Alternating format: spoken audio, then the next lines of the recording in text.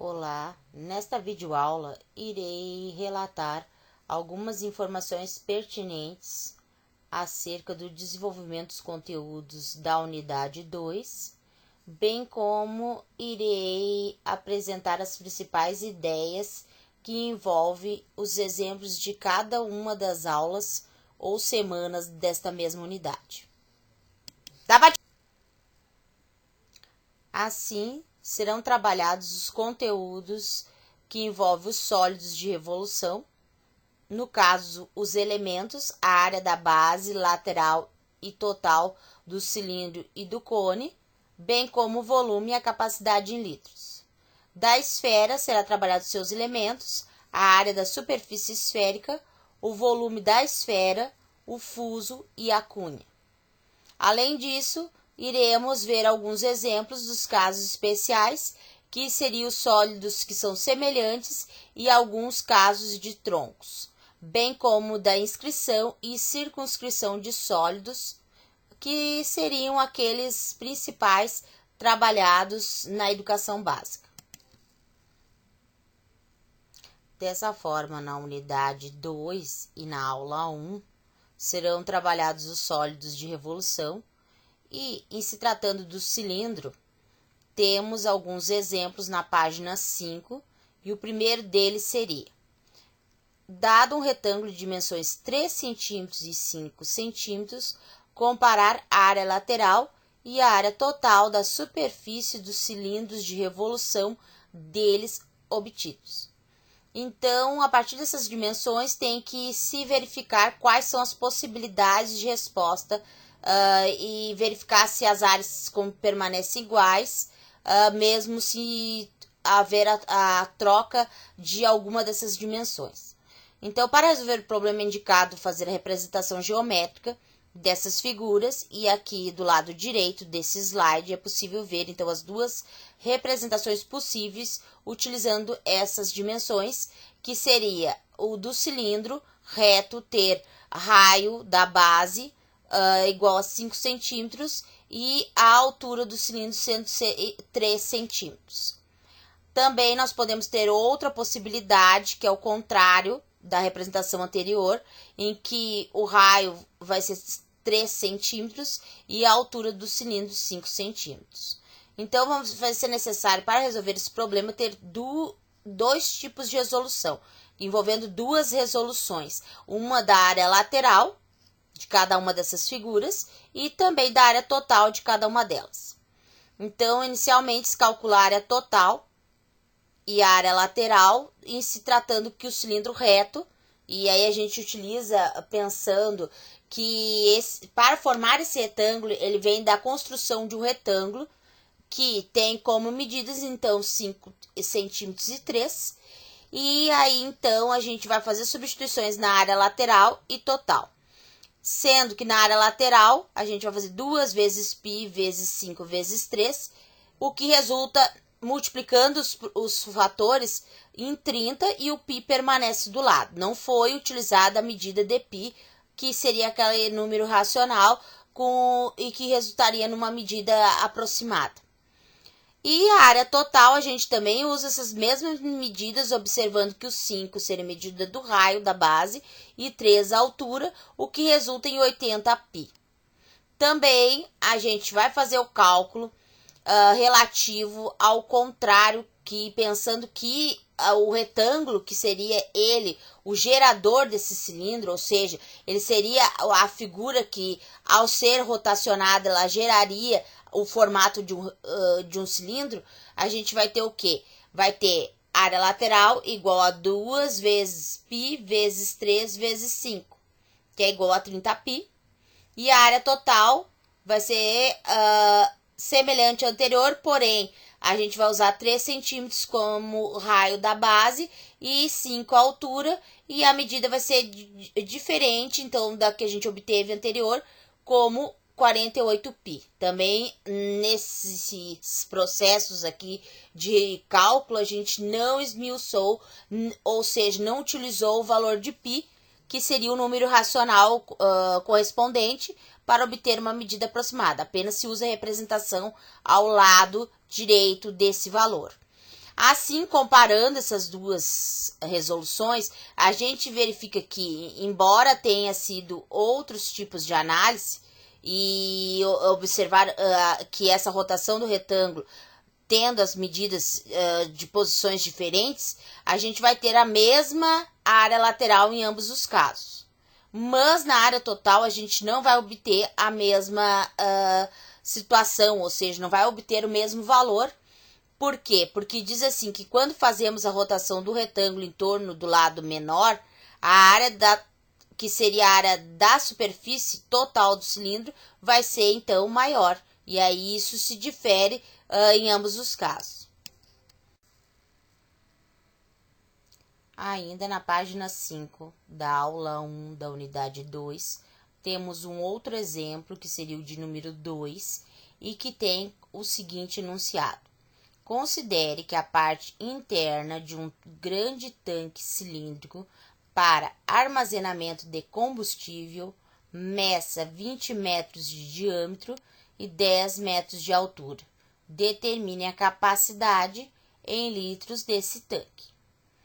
O que precisa então ser verificado são as medidas que constam nesse enunciado, porque na imagem não tem nenhuma informação. Consta, então, nesse enunciado que o diâmetro é 20 metros e a altura é 10 metros, o que possuem a mesma medida de comprimento, que seria metros. O diâmetro não é a medida que se usa para se calcular volume, porque antes de se obter a capacidade em litros, a gente precisa calcular o volume desse cilindro. Então, se o diâmetro é 20 metros, basta dividir ele por 2, porque diâmetro é 2 vezes a medida do raio. Então, dividindo 20 metros por 2, temos raio, que é a letra R, que o representa, igual a 10 metros. E a altura vai ser a medida H, igual a 10 metros. Assim, podemos calcular, então, o volume desse tanque usando a fórmula do volume para cilindro.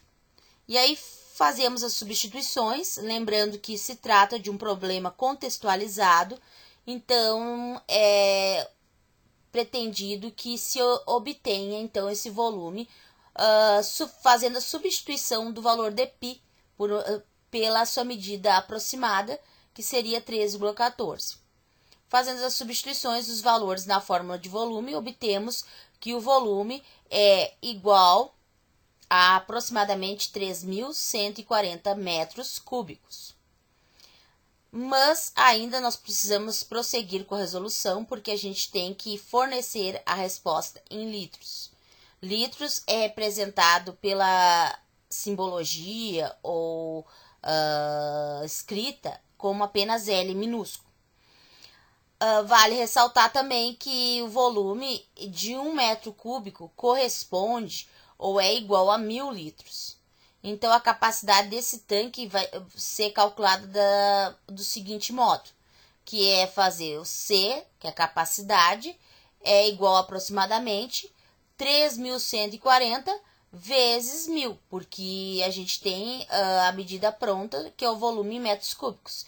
Então, basta multiplicar pelo 1.000, o que resulta em capacidade igual a aproximadamente 3.140.000 litros. Já na página 10, temos os exemplos que se referem ao estudo do cone. E o primeiro deles tem como enunciado: calcular o comprimento da circunferência da base e a altura de um cone reto com 13 centímetros de geratriz e 5 centímetros de raio.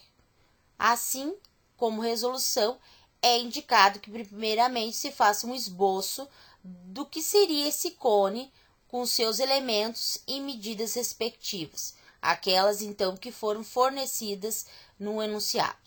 Então, aqui do lado direito desse slide é possível ver a representação em que 13 centímetros seria a medida da geratriz, 5 centímetros seria a medida do raio da base, porque a base é um círculo ou uma circunferência, e temos uma altura, que é representada por H, que é relativa à projeção do vértice, que tem um só nesse cone, e que tem como projeção ortogonal o ponto O, que seria o centro da base, ou seja, o centro da circunferência. Assim, calculamos primeiramente, então, o comprimento dessa circunferência. Então, a gente vai calcular a medida do contorno da base, que tem como raio 5 centímetros. Substituindo na fórmula C, que é do comprimento, nós obtemos um resultado, e aqui, pela resolução, é possível ver que foi utilizado π como aproximadamente igual a 3,14. E aí, fazendo a multiplicação de todos os valores que a gente tem C igual a aproximadamente 31,4 centímetros. Mas ainda é preciso calcular, então, a altura de um cone reto. Nesse caso, ele está aqui representado no lado direito, como antes foi mencionado. E a gente, pela representação, é possível ver que a partir do ponto O, a gente tem um ponto que representa, então, a união dos dois lados, que seria o lado H e o lado igual a 5 centímetros de um triângulo retângulo. E o lado oposto, então, desse ângulo reto formado por esses dois lados, seria o que corresponde à hipotenusa no triângulo retângulo, e que aqui é a medida de geratriz igual a 13 centímetros. Aplicando, então, no teorema de Pitágoras, sabendo, então, que a gente quer calcular o H, que é um dos catetos, a gente tem a hipotenusa e o outro cateto. Resolvendo e extraindo a raiz, a gente obtém que H é igual a 12 centímetros. No que se refere ao segundo exemplo, que também está na página 10 da nota de aula, a gente verifica que o enunciado seria: determinar a área lateral de um cone reto com 16 centímetros de altura e 12 centímetros de raio da base.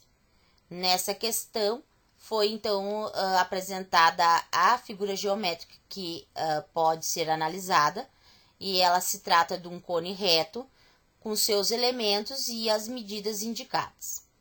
Só que, como a gente quer calcular a área lateral ou superfície lateral desse cone, é preciso que a gente tenha o valor da medida G, que representa a geratriz desse cone. E a gente não tem essa medida fornecida, então a gente vai utilizar o teorema de Pitágoras, porque a representação que a gente pode visualizar aqui na imagem, a gente tem que o raio é 12, e o outro lado do triângulo retângulo, que pode ser construído a partir desse cone, porque a figura geométrica que é ao ser rotacionada gera um cone, é o triângulo, e nesse exemplo seria um triângulo retângulo. E seria então um outro cateto igual a 16 centímetros no teorema de Pitágoras. Assim, então, temos os catetos e não temos a medida G, mas substituindo e calculando na fórmula, obtemos que a geratriz G é igual a 20 centímetros. Assim, procedendo e dando continuidade à resolução, podemos substituir todas as medidas que a gente precisa, que é do raio e da geratriz, na fórmula da área lateral, e também usando a medida aproximada de π, que é 3,14, o que resulta, então, em área lateral igual a aproximadamente 753,6 centímetros quadrados, ou 753 inteiros e 6 décimos de centímetros quadrados.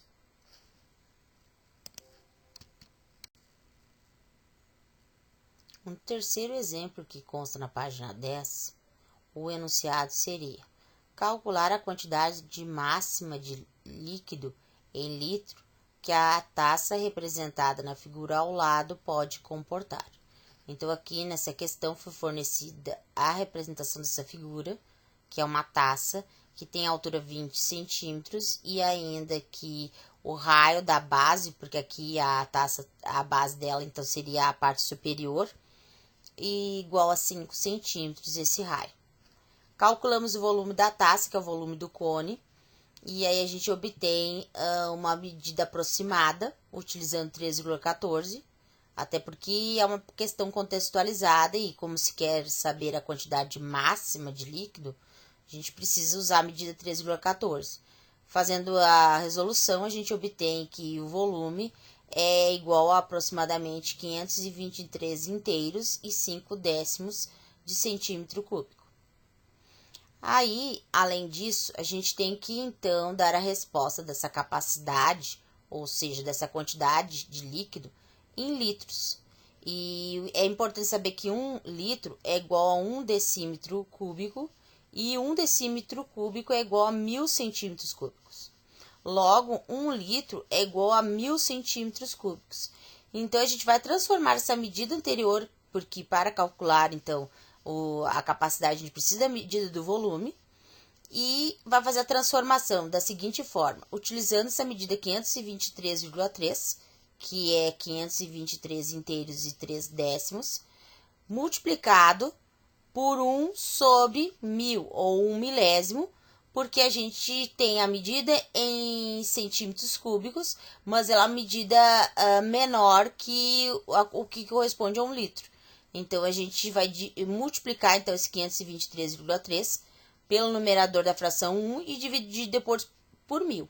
O resultado, então, vai ser igual a aproximadamente 0,5233 litros. E a gente pode usar essa mesma medida, tá? Que também pode ser chamada de 5.233 décimos de milésimos de litro. E no que diz respeito aos exemplos relativos ao estudo da esfera, esses constam na página 15 e o primeiro deles tem como enunciado: calcular o raio R1 de uma secção plana de uma esfera, sabendo que o raio da esfera é igual a 13 centímetros e que a distância dessa secção ao centro da esfera é 5 centímetros. No processo de resolução, devido a ter algumas informações que podem dificultar o entendimento, é indicado fazer então uma representação geométrica do que seria então essa situação que está sendo destacada nesse enunciado. A representação dos elementos e também as medidas que são fornecidas. O que pode se verificar então nessa figura que consta aqui nesse slide, que trata-se de uma esfera que foi intersectada, ou seja, houve um corte nela, que atravessou ela em algum espaço geométrico, que foi chamado de plano gama, que está na cor azul. Também a gente tem uma distância, que é do centro da esfera até a região da superfície esférica, que é o raio da esfera, e que é o segmento CP igual a 13 centímetros. Além disso, a gente tem outra informação que é a distância do centro dessa esfera até o centro da circunferência. Lembrando que quando houve esse corte, essa secção plana, o formato que originou e que está intersectando essa esfera é, na verdade, uma circunferência, que também tem um raio e tem um centro. E aqui, pela representação, é o ponto O, o centro dessa circunferência. Então, o segmento CO tem 5 centímetros, que é a distância entre o raio da esfera e o raio da secção plana. Além disso, a gente vai ter, então, uma distância, que é o que está sendo pedido para calcular no enunciado, que é a medida do raio R1, que seria o segmento OP, que é a distância do centro da circunferência até a linha da superfície esférica. O que pode se verificar que o segmento OP e OC, eles formam um ângulo de 90 graus e com isso a gente pode então representar um triângulo retângulo que vai permitir obter a medida R1, que seria um dos catetos. O outro cateto a gente já tem, que é o CO, e a medida que está oposta ao ângulo de 90 graus, que está representada no ponto O, é 13 centímetros. Então, aplicando essas informações na fórmula do Teorema de Pitágoras e resolvendo, a gente obtém que o raio R1 é igual a 12 centímetros. E no exemplo 2, que está na página 16, é possível então verificar que tem a questão uma secção plana de uma esfera distante 3 raios de 5 centímetros do centro da esfera, tem 36 pi centímetros quadrados de área. Calcular o volume da esfera e a área de sua superfície. Então, na representação é possível se entender melhor o que está sendo tratado no enunciado. Então, nós temos uma esfera que tem um corte, ou seja, uma secção plana que atravessou essa esfera em um dado espaço ou região, que é chamado de alfa, que é o plano que está em azul. Ainda nós temos o que? A distância do centro da esfera até o centro dessa secção, que é a circunferência, e aí nós temos o segmento CO igual a 3 raiz de 5 centímetros. Nós não temos a medida de R1 e também não temos a medida de R, que é o raio dessa esfera e que é necessário para calcular então o volume e também a área da superfície esférica, e que está representado pelo segmento CP e que é indicado pelo R minúsculo. O que vai ser feito na resolução? Primeiramente, a gente vai ter que encontrar quanto é a medida de R1. E esse R1, ele pode ser obtido a partir, então, da medida que a gente tem pronta, que é a área da superfície da secção plana com a esfera. E aí a gente utilizando, então, a demonstração, ou seja, a fórmula pronta e fazendo as substituições, a gente consegue, então, igualar de um lado o 36π à fórmula que seria dessa secção. E aí a gente, fazendo as resoluções, a gente tem que R1 é igual a 6 centímetros, que é o raio da secção plana. Mas a gente precisa do raio da esfera. E aí a gente vai obter de que forma? Aplicando o teorema de Pitágoras, porque também a representação dessa esfera, como na questão 1, que estava na página 15, a gente pode verificar que formou um triângulo retângulo, e aí nessa região, nessa figura, a gente consegue verificar as medidas e utilizar no teorema de Pitágoras. Fazendo as substituições, a gente consegue que o raio da esfera é igual a 9. Feito isso, e por fim, o que vai se calcular? O volume e a área.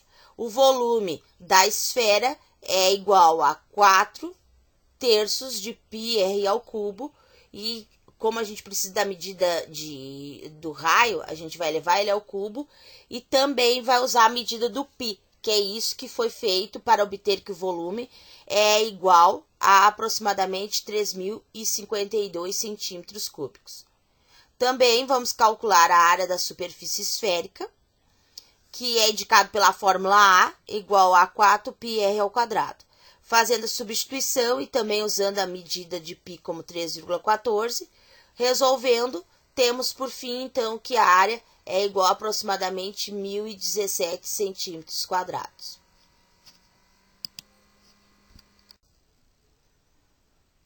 Em relação ao exemplo que consta na página 17, temos, então, como enunciado, calcular o volume da cunha esférica e a área do fuso esférico da figura abaixo. Então, foi fornecida a figura e pode-se verificar que a figura trata-se de uma parte de uma região que forma um diedro de ângulo alfa igual a 20 graus, e o raio, que é a indicação que está na imagem, que é do centro até a superfície, ou seja, a extremidade dessa parte de uma esfera.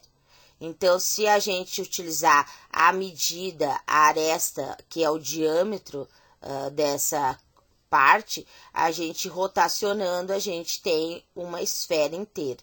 Mas, como é uma parte, basta então calcular dois tipos de cálculos, que são o volume e a área. O volume daí é indicado e chamada essa parte de cunha esférica, que é a região interna que a gente quer saber, que é dado pela fórmula V, cunha esférica, e aí a gente faz a substituição do graus que está sendo indicado e do raio nessa fórmula, e aí resolve-se então os valores da fórmula no numerador e depois divide por 270, porque no material da nota de aula tem a demonstração da onde resulta essa medida, o que a gente obtém então como volume igual a 128 π 27 avos. Mas ainda a gente pode considerar o π como igual a 3,14, e aí a gente pode substituir, fazer 128 no numerador vezes 3,14 e dividir depois por 27, o que vai resultar em aproximadamente 14 inteiros e 9 décimos de centímetros cúbicos. Mas quando a gente quer saber a área dessa região que formou um diedro, a forma como está sendo analisado o ângulo, a gente vai falar do fuso esférico. E aí também tem outra fórmula que permite calcular diretamente esse valor que a gente está buscando. A área do fuso esférico, então, a gente substitui a medida do raio e do ângulo e divide depois por 90 graus, que também está sendo demonstrado lá no material anterior, o que resulta, então, em área igual a 32 π nonos. Mas ainda podemos fazer a substituição, ou seja, considerar o valor de π, e aí então se multiplica o 32 π que está no numerador por 32 vezes 3,14 e depois no final ainda divide por 9, o que resulta em aproximadamente 11 inteiros e 2 décimos de centímetro quadrado. Então, quando tem a questão assim que envolve cunha e fuso, a gente tem que apenas calcular o volume e a área. E o mais fácil é utilizar as fórmulas, mas quem precisa da demonstração, ela consta lá na nota de aula. E para finalizar então essa apresentação relativa aos conteúdos trabalhados na aula 1 da unidade 2, indico as seguintes referências que estou reforçando a necessidade de utilizar, não apenas elas, mas outras que vocês tenham acesso para um maior entendimento, um aprofundamento desses conteúdos que são trabalhados na educação básica. Um abraço e até a próxima aula.